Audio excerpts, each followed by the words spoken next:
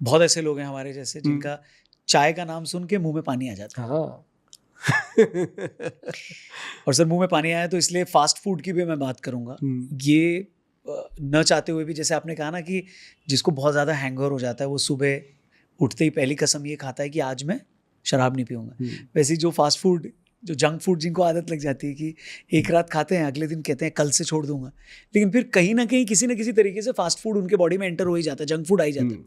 क्या कोई है इसका सुझाव, क्या करें, या अगर खा रहे हैं तो ये गोली खा लें तो बेटर हो जाएगा? नहीं रौनक जी, मैं बताता हूँ, फास्ट फूड में ना कुछ ऐसी चीज़ें हैं जो मैं कभी भी ऑन कैमरा नहीं बोलता, क्योंकि मेरे सारे भाई बंधु हैं, सब मिलने वाले हैं, इकट्ठे बैठते हैं। लेकिन ये ज़रूर है कि वो एक लत लग जाती है, जबकि किसी खाने की लत होनी नहीं चाहिए। अब हम रोज़ खाना खाते हैं, सब्जी बदलते हैं ना, घर पे भी दाल बदलते हैं, कभी रोटी भी बदल लेते हैं कि आज मिस्सी बना लो, आज परोठी बना लो, आज गोल गोल चपाती बना लो। कभी कभी मेरे जैसे का मूड होता है 3 कोने वाली रोटी बनाओ, है ना, अच्छा लगता है। तो मतलब ये जो है चीज़ें कि अपना जंक फूड जो है, जैसे ही हमने देखा बर्गर का शॉप, कोई भी गाड़ी रुकती है ना, वो क्या है कि लत लगी हुई है लोगों को, और कुछ नहीं। अब हमारे बच्चे ले लो, बैठे कहेंगे मम्मा रोटी नहीं खानी, 2 मिनट में पापा आते हैं, वो कहते हैं बेटा उसका ना बर्गर बहुत अच्छा बनता है, मैं भी खाऊंगा, 10 खा जाएंगे। उस समय भूख कहाँ से लगती है। ये ना एक्चुअली इसका सबसे बैड इफेक्ट जो आता है बच्चों के ऊपर, वो आता है या तो उनकी हेल्थ फूल जाती है या सुकड़ जाती है, और बहुत बड़ा जो प्रॉब्लम आ रहा है, बच्चों की हाइट कम हो रही है उससे। जंक फूड लेने के बाद हाइट कम हो रही है। ये मुझे कहीं, ये नहीं है कि किसी प्रैक्टिकल में मैंने देखा, ये मैं वैसे ही देख रहा हूँ। आजकल जो बच्चे हैं उनकी बहुत हाइट में प्रॉब्लम, हमारे पास डेली आते हैं पेरेंट्स, सही बात है, बताते भी हैं सर ये नहीं छोड़ता, जंक फूड नहीं छोड़ता, ये नहीं कर, वो हाइट कम हो रही है। उसके लिए सबसे बढ़िया चीज़ें मैं आपको बता देता हूँ कि बच्चों को आदत डालनी चाहिए घर के खाने की, और जंक फूड से उनको हर वक्त लेक्चर जो देना है, डांट के नहीं देना, प्यार से उनको उसके साइड इफेक्ट समझाते जाओ। जब बच्चे को आप उसके बुरे प्रभाव समझाओगे ना, जब वो मुंह में डालेगा उसको याद तो आती है ना वो बात, तो वो नहीं करता। बच्चे को जो समझा लोगे वही करेगा। बच्चों को जंक फूड से दूर रखो, और वो खाता भी है तो उसको कम से कम बोलो कि भाई उसके साथ कोल्ड ड्रिंक मत पी, वो और बड़ा पंगा हो जाता है। तो ये प्रॉब्लम है। ये प्रॉब्लम है सर। नॉनवेज को कैसे देखते हैं आप, नॉन वेजिटेरियन फूड को? ठीक है, सलाह देते हैं आप कभी किसी को नॉनवेज खाने की? मैं लोगों को रोस्टेड की सलाह देता हूँ, और कोशिश करता हूँ उनको कि चिकन मत खाइए। ठीक है। और कई लोग कहेंगे अंडा खाना है, मैं कहता हूँ देसी अंडा मिलता है खाइए। मुर्गा अगर आपको देसी मिलता है तो खाइए। बॉयलर जो है वो आप स्वाद के लिए तो कुछ भी खा लीजिए, लेकिन उसका कोई बेनिफिट अगर सोच के खाते हो फिर तो आप गलत ही है। लेकिन जो मटन है वो ठीक है, फिश ठीक है, और कुछ चीज़ें हैं जो लोग लेंगे तो अच्छा रहेगा। लेकिन ये है कि नॉन वेज को अगर डिनाई किया जाए, ये नहीं हो सकता। ये तो हमारे ग्रंथों में लिखा है कि किस में, अभी जैसे लोगों को घुटनों की प्रॉब्लम हो जाती है, किसी की हड्डी टूट जाती है, किसी को डिस्क होती है, उसको हम कहते हैं कि खरोड़े का जूस पियो, भाई खरोड़े का सूप पियो, तो वो भी तो खरोड़े जानवर के होते हैं। तो ऐसे नहीं है कि सो मेडिसिनल अगर वैल्यू है उसमें तो फिर ठीक है, स्वाद है तो फिर अवॉइडेबल है। हाँ, फिर तो अवॉइड कर। अब जैसे लोग शराब के साथ नॉन वेज लेते हैं, अब देखो शराब कैसे है, पानी डाला, शराब डाली, कोई सोडा डालता, कुछ उसमें अंदर बर्फ डालेंगे, चिल्ल कर देंगे, चिल्ल करके पियेंगे, और चिल्ली चिकन आग की तरह गरम गरम खाएंगे। कहाँ चिल्ल शराब, कहाँ चिल्ली चिकन, गरम आग जैसा। अंदर जाके वो क्या होगा, क्या रसायन बनाएगा, क्या बनाएगा वो। वो अंदर जाके जो मेरे भी दोस्त अगर इसे देख रहे हैं तो इसे अन्यथा न लें, पर्सनली न लें। हम तो बात कर रहे हैं। फिर ना अंदर क्या होता है, अंदर धुआं से, पर्सनली ले भी ले, मेरे से बात करें, मैं बताऊंगा क्या होता है। अंदर जाके फिर धुआं नहीं, फिर जाके डॉक्टर के पास, गोयल साहब अंदर ना पता नहीं, यहाँ ना यहीं पड़ा रहता है, खा लेते हैं। अरे भाई मैदे की तो ऐसी तैसी कर रखी है, लीवर की, अपने स्टमक की। और उसको अगर आप मान लो, फिर कई लोग कहते हैं गोयल साहब मान लो हम शराब पीते हैं तो क्या शराब को उबाल के पिए हम? पीनी तो ठंडी है। मैं कहता हूँ उसके साथ शांत भोजन कर लो। अगर आपने मान लो चिकन मटन खाने का मन भी है, उसको थोड़ा ठंडा होने दो। वो मुंह में जल रहा है खा भी तो ऐसे मत करो। क्योंकि ये मेरा एक्सपीरियंस पता है क्यों है रौनक जी, मैं ना अक्सर रात को टाइम बे टाइम देख के मैं हाथे में जाके बैठ जाता हूँ। ठीक है, हमारे वहाँ पड़ोस में ना किसान भवन के पास 35 सेक्टर में आता है, ठीक वो है। हाथे वाला मुझे जानते हैं एक दो। मैं ना अपना आराम से बैठता हूँ, मैं कभी मुंह छुपा के नहीं बैठा, आराम से बैठ जाता हूँ। तो कई तो बैठे बैठे गोयल साहब आप भी, मैं कहता हूँ नहीं नहीं मैं आपको देखने आया हूँ। जी। पहले पैग में तो बड़े अजीब से होते हैं, दूसरे पैग में तो बड़े मजेदार हो जाते हैं, वो तीसरे में तो क्या बात हो जाती है जी। ना। तो फिर वो उनको ये भी नहीं पता लगता साथ में खाया क्या गया, पिया क्या गया। उस समय जो आदमी साइंस में रहता है, अब कई कहते हैं गोयल साहब जब साइंस में रहना फिर दारू क्यों पीनी, फिर जूस पी लेंगे। मैं नहीं, उसमें ज़्यादा साइंस होती है। उस अगर कोई साइंस में रह करके खाना साथ में ठीक ले ले तो कोई परेशानी नहीं होती। ऐसा नहीं है युगों युगों से दारू के ठेके चल रहे हैं, जब ठेके नहीं थे। अब कई लोग कहते हैं जी दारू अंग्रेज लेके आए, मानते हैं कि अंग्रेज लेके आए।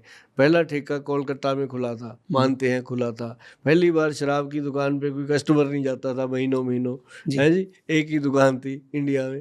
धीरे धीरे उन्होंने फ्री पिलानी शुरू करी है ना। और अब तो हाँ। कोविड के टाइम हमने देखा हाँ। कि या तो लोग काढ़े के लिए या भी परेशान उसके है लिए- या उसके लिए या बोतल के लिए। तो ये मतलब कि उस समय भी शराब थी। उस समय क्या थी कि लोग घरों में बनाते थे, पीते थे, कुछ ठीक भी है। करते थे। उसको उस समय लोग सोमरस कहते थे, हम्म, लेकिन था। और शराब को मैं ये नहीं कहता कि बहुत बुरी चीज़ है, और मैं ये भी नहीं कहता कि बहुत अच्छी चीज़ है, लेकिन आजकल शराब के बिना समाज में है ही नहीं कुछ, सब कुछ ऐसा ही है। तो शराब जो है वो अपनी 30 ml 60 ml तक जो है वो बिल्कुल नॉर्मल है, ले सकते हैं। लेकिन अगर इससे ज़्यादा लेते हैं तो वो गलत है, उसमें जा कर के फिर आपके ऑर्गन्स को वो बैड इफेक्ट देगी। ठीक है सर। सर प्रोटीन सप्लीमेंट के बारे में मैं जानना चाहूँगा। जिम करने वालों को अक्सर वो रिकमेंड किया जाता है और उस पर कई बार बहुत सारी चर्चा भी हुई है, कंट्रोवर्सी भी हुई है।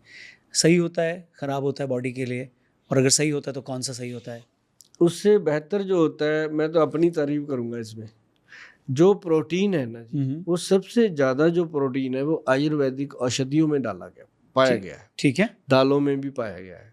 और जो डब्बे में पैक हो गया वो, उसकी जो कीमत होती है वो उस कीमत में उतना मिल ही नहीं सकता, अच्छा। कम होती है वो कीमत। अगर ओरिजिनल आप प्रोटीन की बात करो तो 80-90 हज़ार रुपये किलो से कम आपको मिलेगा ही नहीं वो चीज़।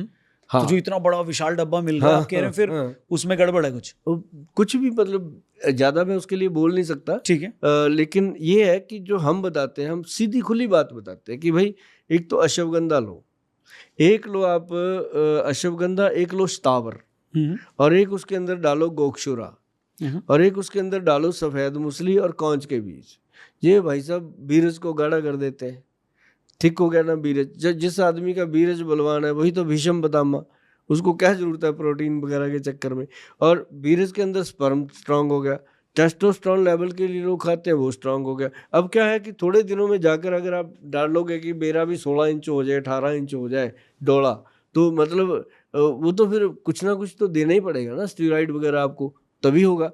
तो उससे आप बचिएगा। एकदम तो बहुत अच्छी चीज़ें हो जाती हैं, गर्लफ्रेंड खुश हो जाती है कि अब ये बढ़िया हो गया, बुलेट लेके डोले निकाल रहा है। तो लेकिन जब वो पिचकते हैं ना, फिर डॉक्टर खुश होता है कि आ गया। तो मतलब उससे बेहतर है कि नेचुरल चीज़ें जो हैं, वो जो आजकल जिम ट्रेनर है वो भी बताते हैं कि भाई इसका साइड इफेक्ट है, ये गुड है, वो चीज़ें बताते हैं। ठीक अब है। जो ना माने तो उसका क्या कर सकते हैं। अब मैं सही कह है। रहा हूँ शराब की बोतल पे लिखा है सेहत के लिए हानिकारक है, फिर भी लोग पीते हैं, तो मेरे कहने से क्या होगा। तो आप क्या रिकमेंड करते हैं? आपके पास क्या है जिम वालों के लिए? ये जो मैंने 5 जड़ी बूटियां बताई ये, और उसके साथ हमारे पास है शिलाजीत। ठीक है। शिलाजीत भाई साहब 100% टेस्टोस्टेरोन लेवल को अप करने की औषध है।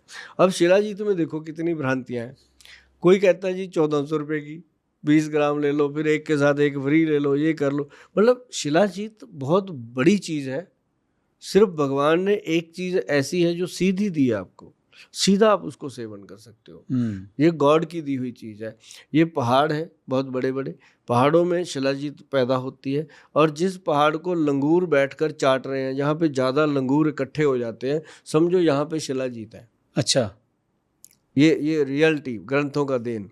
और तो वहाँ से हम, जैसे वो पत्थर है जी, हम पत्थर खरीदते हैं, पूरे का पूरा पहाड़ खरीद लेते हैं। जैसे ये मूर्तिकार पहाड़ लेके आते हैं ना मूर्ति बनाने के लिए, जी। तो हम ऐसे, तो उस पत्थर को क्या करते हैं हम, लेकर के सूर्यतापी शिलाजीत पैदा करते हैं उसके अंदर। ठीक है।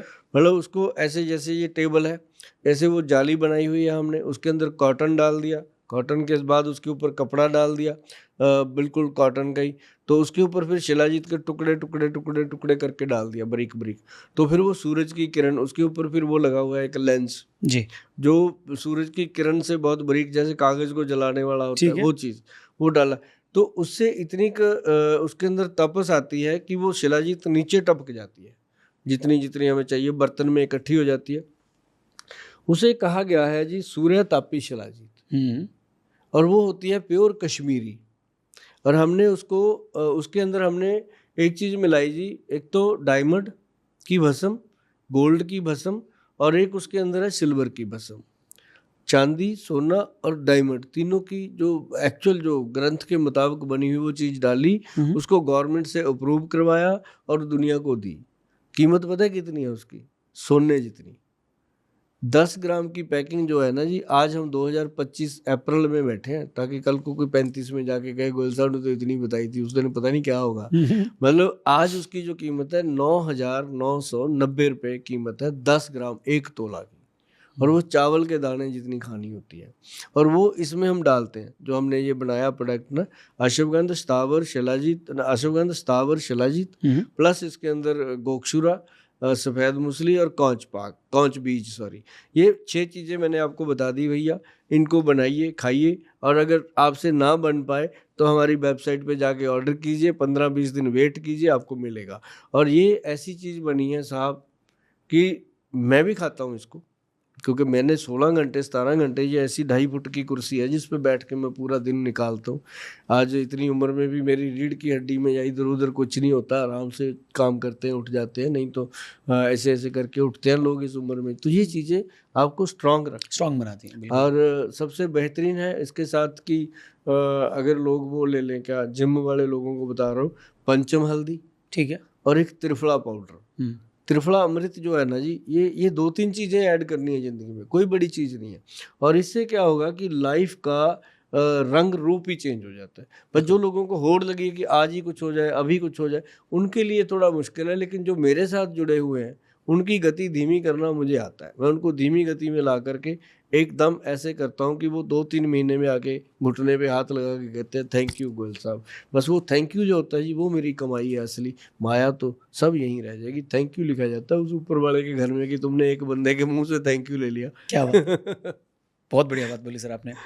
और आई थिंक पेशेंस का खेल तो है ही। हाँ, और मैं भी अक्सर ये कहता हूँ कि पैसा, रिलेशनशिप, नाम या बॉडी जितने जल्दी बनाइए उतनी जल्दी वो जा भी सकती है। इसलिए उसको आराम से बनाएं। ये सारी चीज़ों को जितना उसमें टाइम दें, आई थिंक उतना बेटर रहेगा।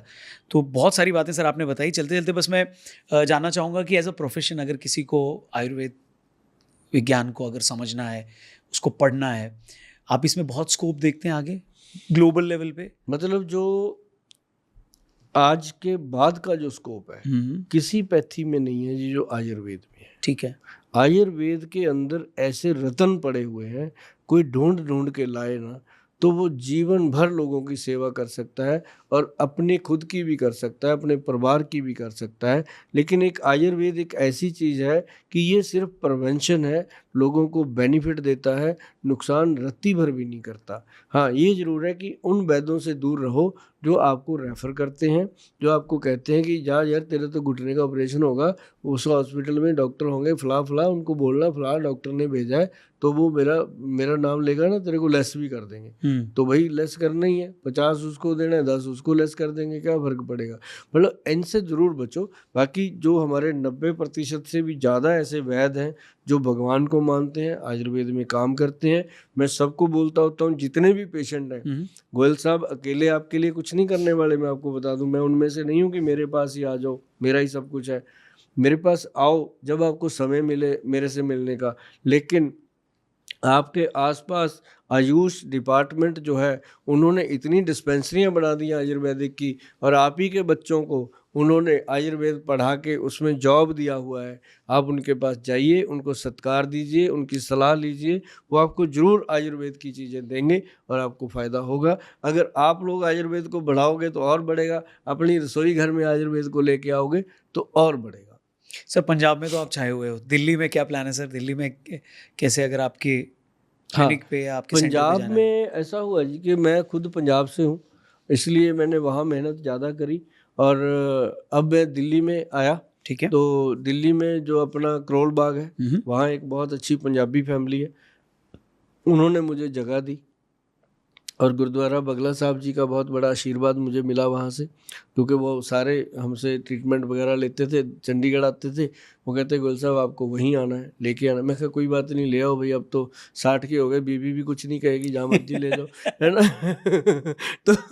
तो अब दिल्ली आ रहे हैं जी आपके करोल बाग में, ठीक है। और वहाँ पे शॉप ले ली गई है और बहुत जल्द उसकी ओपनिंग होएगी और मुझे उम्मीद है कि हम अप्रैल चल रहा है, मई में 2025 में उसको शुरुआत कर देंगे और उसके बाद वो डेली लोगों की सेवा में रहेगी। बिल्कुल। और वहाँ पे जो भी आएगा वो कहेगा कि गोयल साहब से बात करनी है, वो अपनी फ़ीस जमा कराएगा, तो वहाँ टेलीफोन पे उसकी मेरे साथ बात होएगी, वीडियो पे बात होएगी और मेरी हर 15 दिन में या 30 दिन में एक विज़िट वहाँ ज़रूर रहेगी, जिसमें लोग अपॉइंटमेंट लेके मिलते हैं। तो अभी भी हम आए थे आपके पास दिल्ली, तो कल हमारा विज़िट है। जी सर। तो 100-150 लोगों की वहाँ विज़िट है, तो अगर आपको समय मिला तो आना आप देखने। बिल्कुल सर, बिल्कुल। जी। पर सर बहुत अच्छा लगा आप हमारे पॉडकास्ट पे आए। जिस सेवा भाव से आपने आयुर्वेद विज्ञान को लोगों तक पहुंचाने की जो मुहिम शुरू की है, आप ऐसी इसी स्माइल के साथ और इसी एनर्जी के साथ करते जाएं, क्योंकि आपकी बातों के साथ जब लोग आपको भी देखते हैं तो उनको और यकीन होता है कि नहीं, गोयल साहब जो कह रहे हैं वो सही कह रहे हैं। So thank you very much हमारे पॉडकास्ट पे आने के लिए। Thank you very much. लेकिन रौनक जी, मैं आपकी एक पहचान जानना चाहता हूँ कि जी। आपकी एक पहचान और भी है लोगों जी, में। जी। वो एक मैं चाहता हूँ कि एक अपना पसंदीदा एक डायलॉग मुझे बिल्कुल। जरूर सुनाइए, नमस्ते मेरी जी, कंपनी के नाम मैं पे। बउआ बोल रहा हूँ और सुभाष गोयल जी यहाँ आए, बड़ा अच्छा लगा।